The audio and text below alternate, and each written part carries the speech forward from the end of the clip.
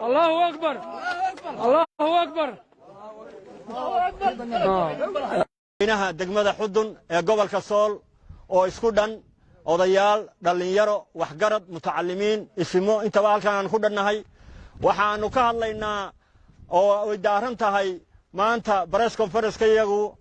ama shirkan jiraayid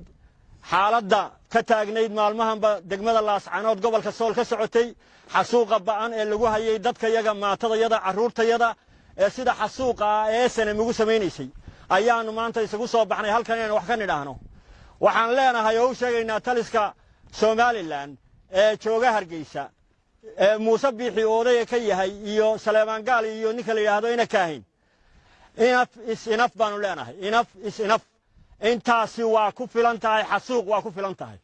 haddii aydin wax kala doonaynin intaasi xasuuq waa ku filan tahay mana aha midaanu ilaawayna maaha midaanu ka dulqaadanayno haddaan nahay bulshada Sool iyo Sanaag iyo Cayn degtana maaha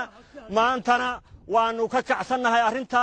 xaaladuna waad ogtihiin waxa soo socdaa waxay keeni doontaa xamabare libaax bay soo wadaa baa la yidhi Muuse Biixi waxay keeni doontaa in daarood iyo isaaq aad isku jabisay keeni doontaa alla is xasuuqo kaad ka cabanaysay baad maanta saadsanaysaa wuxuu yidhi ninkii u gashaday bahalka la yidhaahdo biciidka xabadda ee halka xabba haystay ee sakaaradu ay ka eriday sakaaroy kuma gashan buu yidhi laakiin saadso waa saadsanaysaan baan ku yidhi waa saadsanaysaan waxaanu leenahay ismada Somaliland jooga ee beesha isaaq ee annagu hawsha lama qabno adeer waxay carruurtayada leynaya iyo maatadayada laascaanood ku xasuuqaya waa wiilashiinni weeye oo ka soo duulay dhulkiinna weeye wiilashayadu ma joogaan dhulkiinna mana aadin hubna uma qaadan waxaad ogaataan ninowna kama galgalan kartid xasuuqa nin kasta way saamaynaysaa beeshii heerisi saxaaqa ee haddaba hawsha aan raalli ka ahaynay kala bax raggaaga laascaanood dhulka yaga nooga baxa waxaadna ogaataan taariikho hore aad ku caban jirteen oo dhulbaanta kaga caban jirteen harti bay tegaysaa oo daarood bay tegaysaa taariikhii xaabeeye suldaan ee lafaruug geela isaaq oo dhan la isugu keenay bay tani tegi doontaa taasay waddaa oo saadinaysaa waxaad ka heshaan baad leediin intaa waxaan ku dhaafayaa nimankaas soo duulay ee dhulka yaga ku soo duulay waana iska dhicin karnaa waana iska dhicinaynaa taariikhda noo taalana waad ogtiin waadna taqaanin waxaan kaloo doonayaa inaan u gudbo ummadda dhulbahantaan doonayaa inaan u gudbo dhulbahanta waxaan leeyahay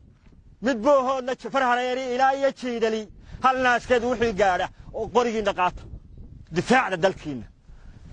wuxuu yidhi dhaqashiyo marbay kaa yihiin dheragu xaaraane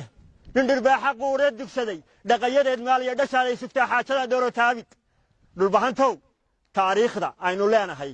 waad baabi'iseen taariikhdeennii geed hadhaynu lahayn oo hadhaca Soomaaliya oo dhan baynu u keenay gobonnimada maanta in gaala jooggii uu ku xasuuqa carruurteenna gaala jooggii kaynu ka xoraynay 6,666ku ay ugu dhintaan jid baare inay macatabka ka furaan baa maanta carruurteenna ku xasuuqaya iyo dumarkeenna laascaanood ma yeeli karno damiirkeennu ma qaadan karno dadnimadeennu ma qaadan karno kamana dul qaadanayno intaasaan leeyahay waxaan leeyahay maanta hadday tahay kuwii islaayey annagu haddaanu nahay beesha xudun annagoo ku hadlayna afka maxamuud garaad waa mid ninkii shaka kaga jiray colaadda maanta ka taagan laascaanood wixiina dhex yaallay waa mix waa tuurnay dismis wey maanta waynuu midoobaynaa cadowga inagu soo dulay waxayni ilaaba laba walaale hadday islayso oo cadow muuqdo adeer cadowga isu raacaan doqonnimo yaydin duhadin laba bahal biriirow hadday kaa isugu baydho hadba kii bahnimo ku xigaa la isu buriyaa buudi maanta waxa taagan jaamac siyaadi oo ogaadyahan iyo maxamuud garaadba waa ka mid dhulbahanta waa ka midaysan yahay xabadda qaata waxaan daarood waa ka midaysan yahay Soomaali weyn waa ka midaysan tahay waxaana lagu dilayaa waa calankii Soomaaliyeed Muuse Biixi iyo jabada uu soo dirsaday SLM taa waxaan hayno naga dhaxeeyaa ma jiro xabad weeye wixii noo dhaxay xabad baa noo dhaxa wax kale iyo wax maamula iyo wax kale oo noo dhaxeeya ma jiro waxa weeye habeena ma jirin ninka maanta isiri qaramaad yaryar baadad intaad kala baxdo odayaal madaxu xanuunaya intaad meel ka urursato baad codkii maxamuud bari ku helaysaa oonaya maxamuud bari baanu mas-uul ka nahay dadkii bukee cusbitaallada qaarkood jiifa wilyan iyo lahaa ee aan 20 sano cidu wax u diran dadka urursada ee isyidhi codkii maxamuud bari baa ku helaysaa waa nimaan habeen jirin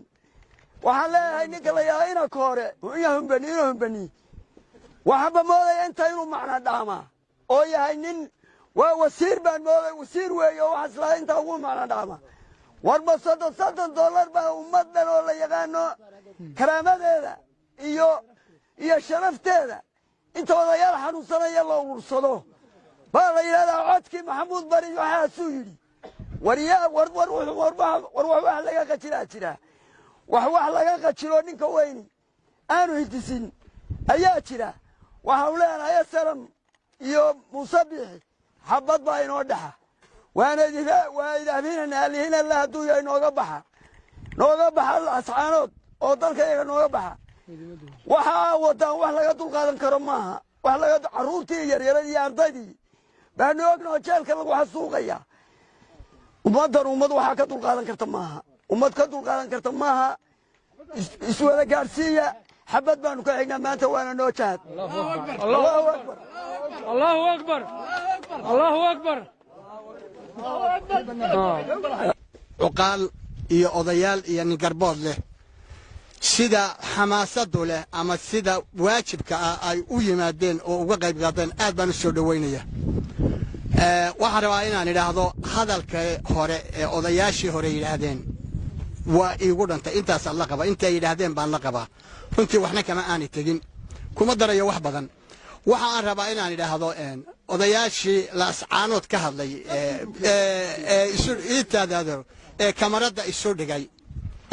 isu dhigay aflagaado iyo xaasha naga iman mayso laakiinse waad ku degdegteen haddii aad magaca wax u keenaysaan ama aad ku medelaysaan wixii aad ahaydeenba waad ka hor dhacdeen wuxuuna haddii ay meeshooda la dhigi waayo waxay noqdaan wax khasaaray ayay noqonayaan arrinkaasi wuxuu noqday arrin lagu khasaaray buu noqday meel dhiig daadanayo inaad tidhahdaan heshiis baanu qaadanay waa la qaatay heshiiska nabadda iyo heshiisku waa shayga adduunka ugu qaalisan laakiinse meesheedii ma ayan ahayn meeshii aad ka hadasheen meesheedii ma ayan ahayn aad tidhahdaan heshiis baanu qaadanayna waxay inaad waqtigeeda sugtaan waxa aad qaadanaya garaad jaamac garaad ismaaciil